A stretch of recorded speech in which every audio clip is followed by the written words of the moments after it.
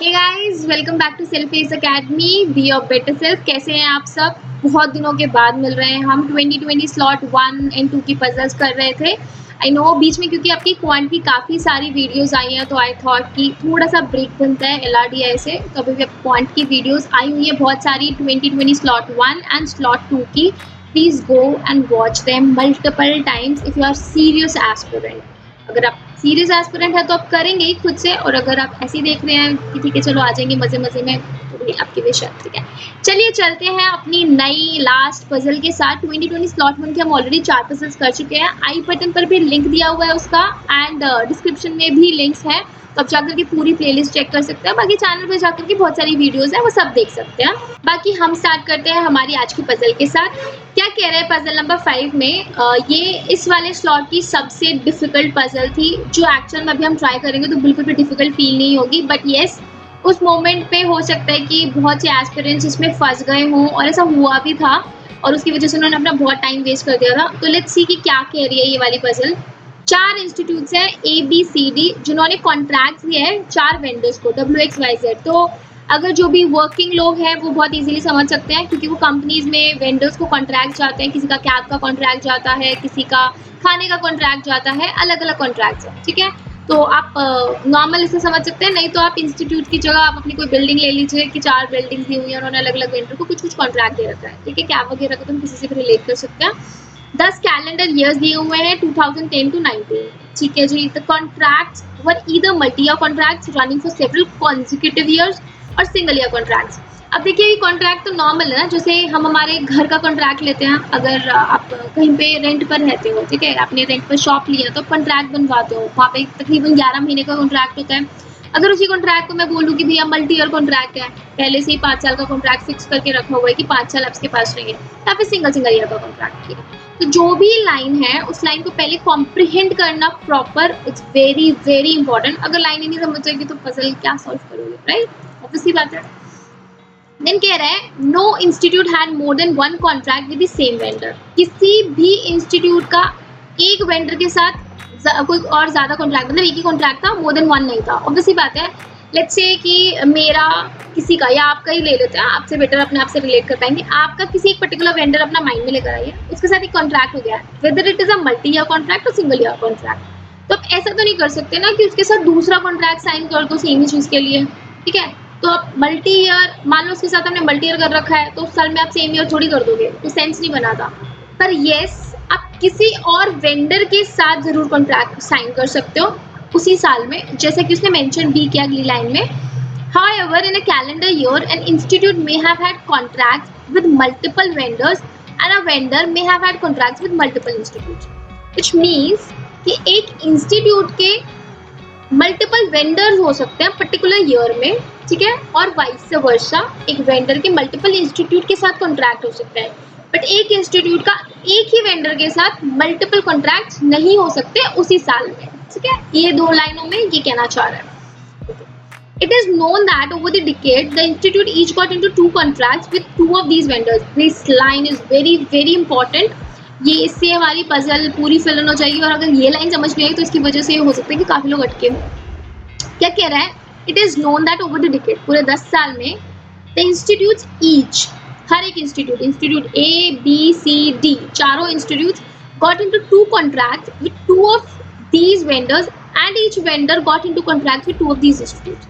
इस लाइन का मतलब है कि हर एक इंस्टीट्यूट का 2 वेंडर के साथ कॉन्ट्रैक्ट है, और हर वेंडर का 2 इंस्टीट्यूट के साथ कॉन्ट्रैक्ट है। ठीक है, तो फॉर एग्जांपल ए का W और X के साथ कॉन्ट्रैक्ट हो सकता है, B का XY के साथ हो सकता है, C का YZ के साथ हो सकता है, एंड D का W and Z के साथ हो सकता है, और वाइस वर्सा W का भी, अगर A का 2 के साथ है तो W का भी 2 इंस्टीट्यूट के साथ ऑलरेडी इसमें कवर हो चुका है। ठीक है, तो ये लाइन कह रहा है एक इंस्टीट्यूट का 2 वेंडर के साथ होगा, और एक वेंडर का 2 इंस्टीट्यूट के साथ होगा। इस लाइन में ये कहना चाह रहा है, तो इस लाइन को याद रखिएगा। आगे क्या कह रहा है? कुछ फैक्ट्स दे रखा है कॉन्ट्रैक्ट्स के बारे में।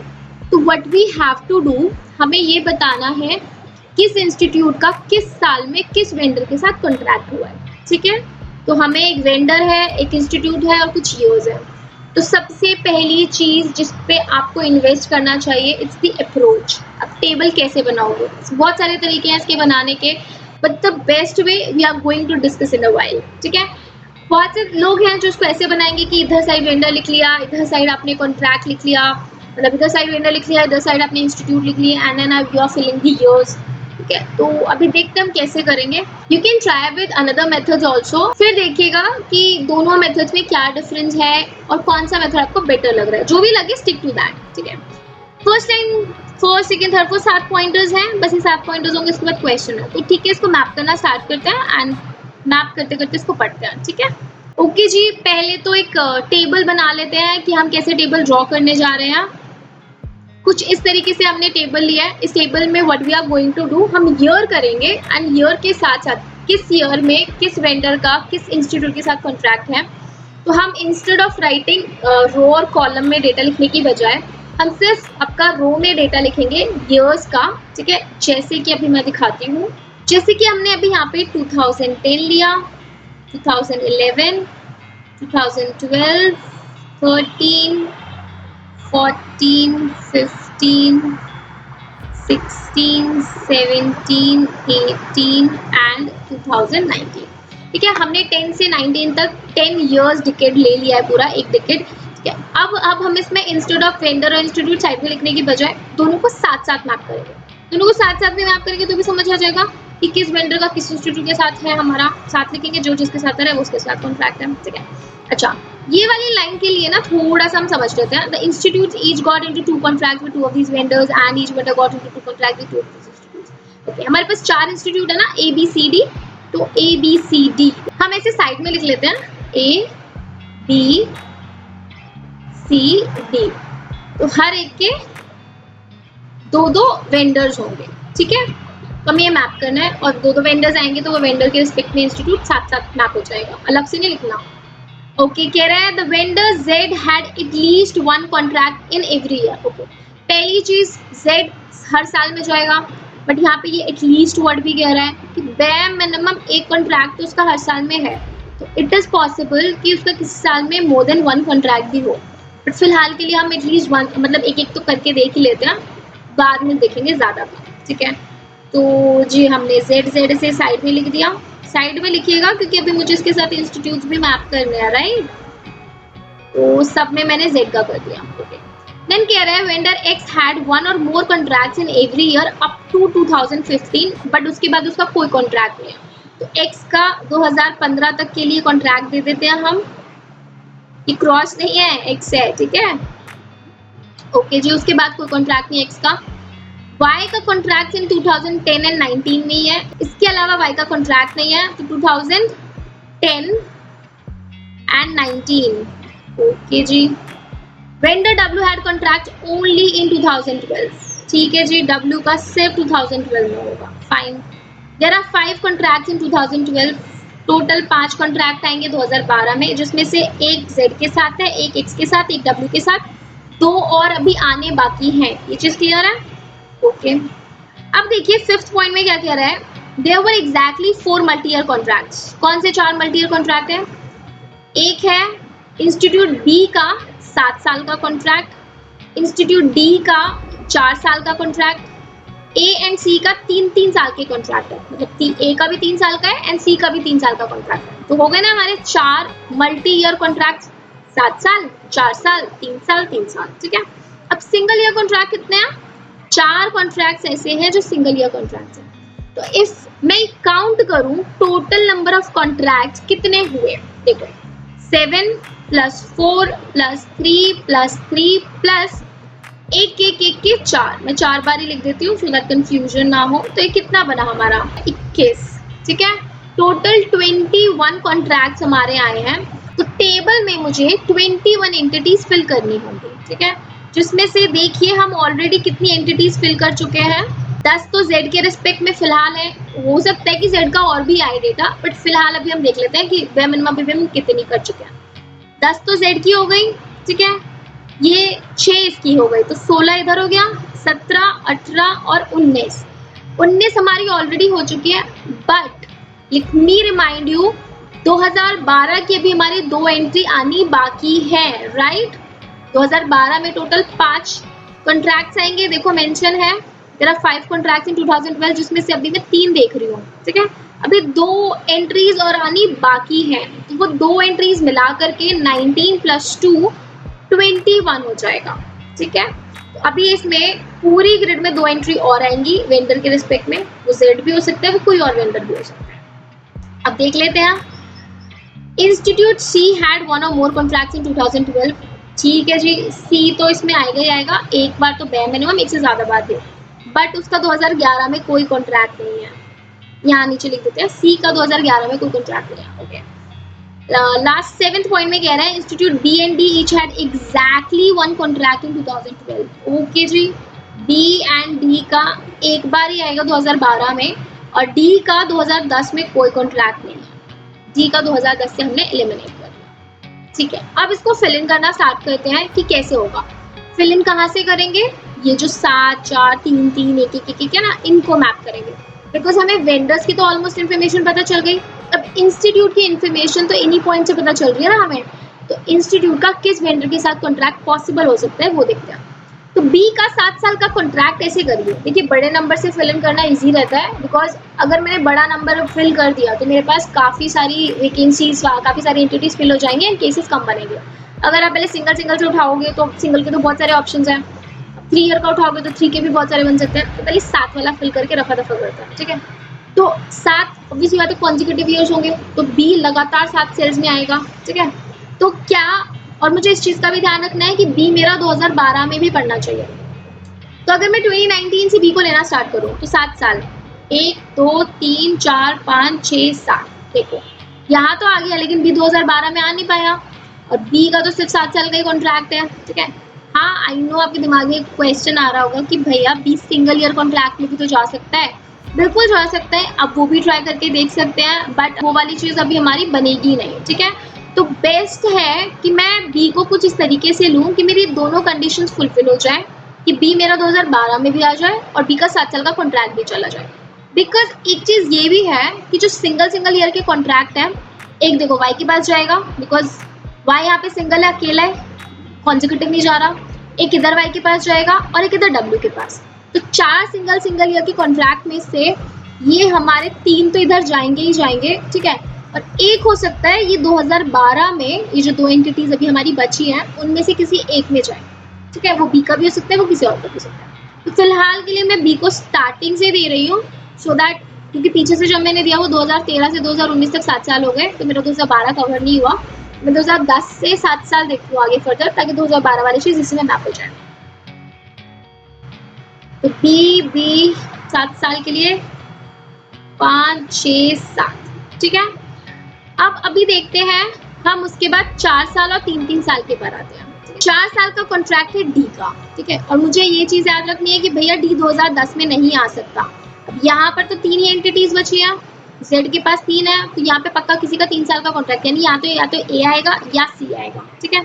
अगर डी को मैं यहाँ नहीं रख सकती, 2011 पे रखोगे, तो 2011 पे आपने डी रखा 1 2 3 4, पर 2015 फिर अलग चला जाएगा, 2010 अलग चला जाएगा, एंड सिंगल या कॉन्ट्रैक्ट मेरे पास सिर्फ 4 ही है, यहाँ पे तो 5 बन जाएंगे, फिर 3 तो ये ऑलरेडी है, तो ये, तो इट्स बेटर कि कॉर्नर से डी को लिया जाए। तो अगर मैंने डी को यहाँ दे दिया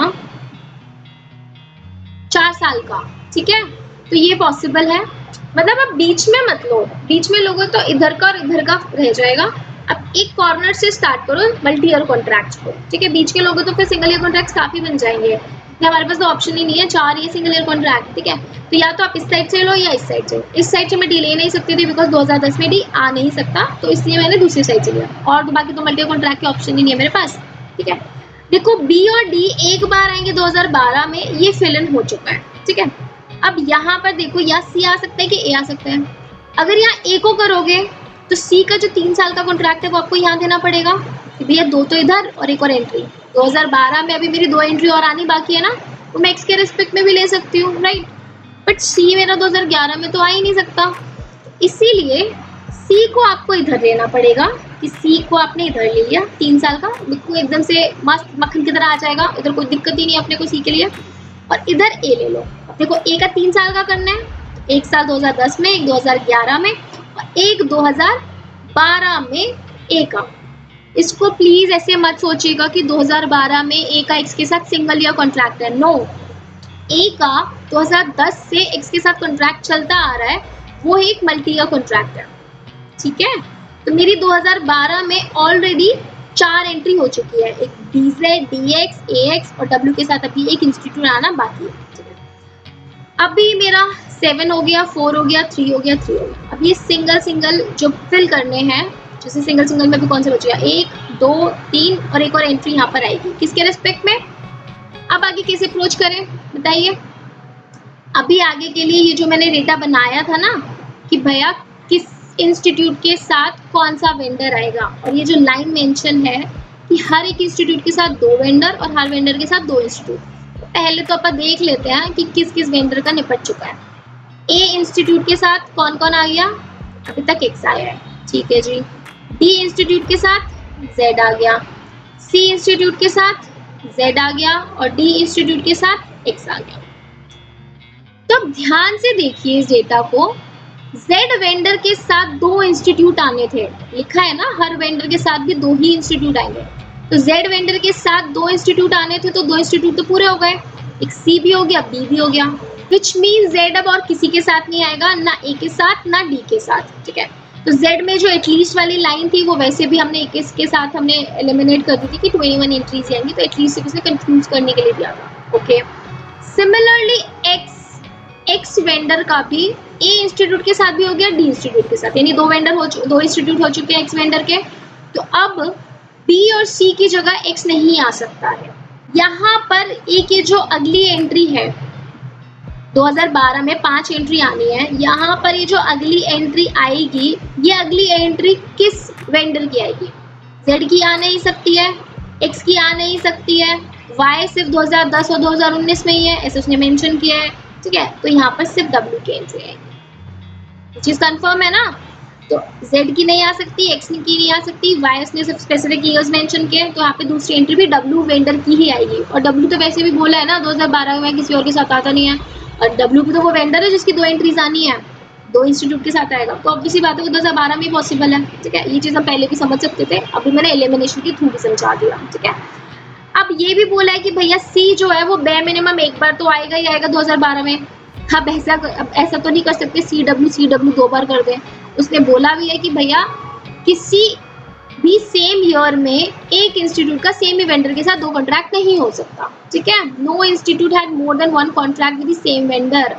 देखो भैया कैट में ना कोई एम्बिग्यूटी नहीं देता, मतलब आपको क्लियर है कि अगर ये वाली चीज है तो वो पक्का केस बन रहा होगा, तभी उसने एलिमिनेट किया है। ठीक है, तो एक एंट्री मैंने सी के साथ करा दी, तो सी का डब्ल्यू के साथ हो गया। अगर सी का डब्ल्यू के साथ हो चुका है, तो यहाँ पर अब किसके साथ आएगा, जो दूसरा डब्ल्यू है ये किसके साथ, इंस्टीट्यूट के साथ आएगा। बताओ क्या दिमाग में ये चल रहा है कि बी के साथ भी आ सकता है, डी के साथ भी आ सकता है, सी के साथ नहीं आ सकता, तो क्यों आएगा। भूल गए कि बी और डी का 2012 में सिर्फ एक बार ही एंट्री होगी, एक से ज्यादा हो नहीं सकती है। बी और डी की एक बार एंट्री हो चुकी है, सी की एक सेम वेंडर के साथ दोबारा करा नहीं सकते, तो यहाँ पर ए आएगा। मैं एलिमिनेशन पे चल रहा है, उससे फिक्स बन जाएगा। तो यहाँ पर ए का डब्ल्यू के साथ होगा, तो हो गए ना डब्ल्यू के भी 2, तो बचे डी का वाई आ जाएगा और डी का भी वाई आ जाएगा। अब वाई के 2 हो गए।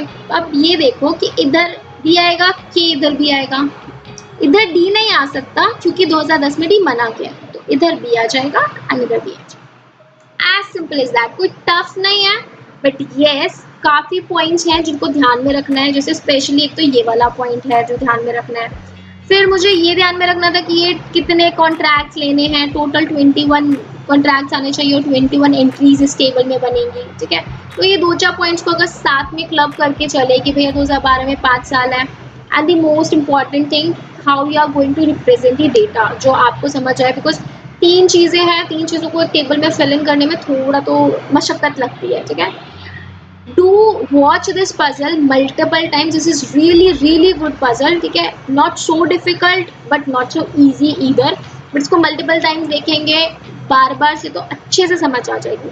फिर भी कोई दिक्कत परेशानी हो तो please do let us know in the comment section. ठीक है, अभी इसके क्वेश्चंस देख लेते हैं फटाफट से। क्या कह रहा है in which of the following years were there 2 और मोर कॉन्ट्रैक्ट्स, किस साल में 2 या 2 से ज्यादा कॉन्ट्रैक्ट लग रहे हैं, 2015, 16, 17, 18, 4 ऑप्शंस है।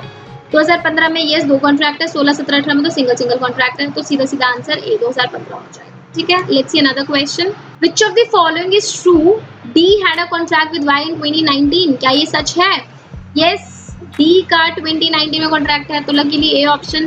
बाकी भी देख लेते हैं। बी का 2017 में जेड के साथ, बी का 2017 में नो, 2016 में ही खत्म हो गया। बी का वाई के साथ 2019 में नो, वो 2010 में है। एंड डी का एक्स के साथ 2011 में, डी का 2011 में एक्स के साथ नहीं है। तो ए ऑप्शन हमारा करेक्ट आंसर है। Let's see another one. In how many years during this period was there only one contract? इस पूरे 10 साल में कितने साल ऐसे हैं जहाँ पे सिर्फ और सिर्फ एक कॉन्ट्रैक्ट रहा है?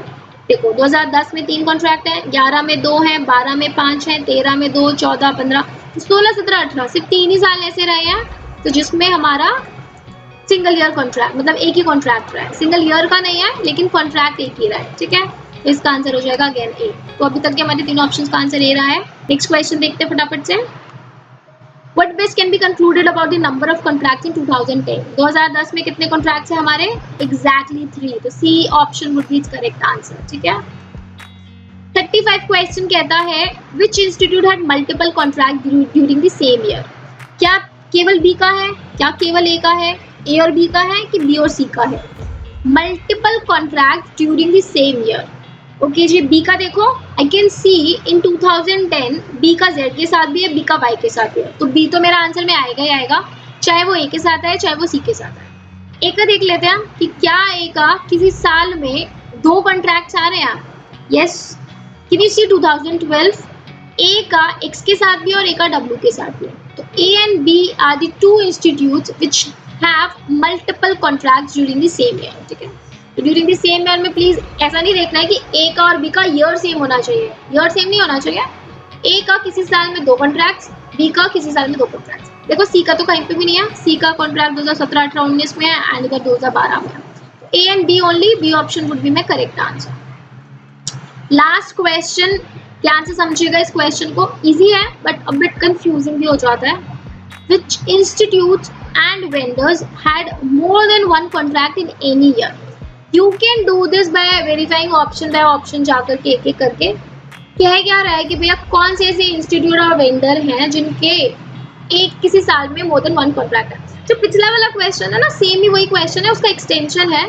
बस पिछले वाले क्वेश्चन में सिर्फ इंस्टीट्यूट्स थे, इस वाले क्वेश्चन में वेंडर भी पूछ रहा है। तो इंस्टीट्यूट तो हमने निकाल ही लिए थे, ए और बी निकाले थे ना अभी पिछले क्वेश्चन में। Let me show you last question again.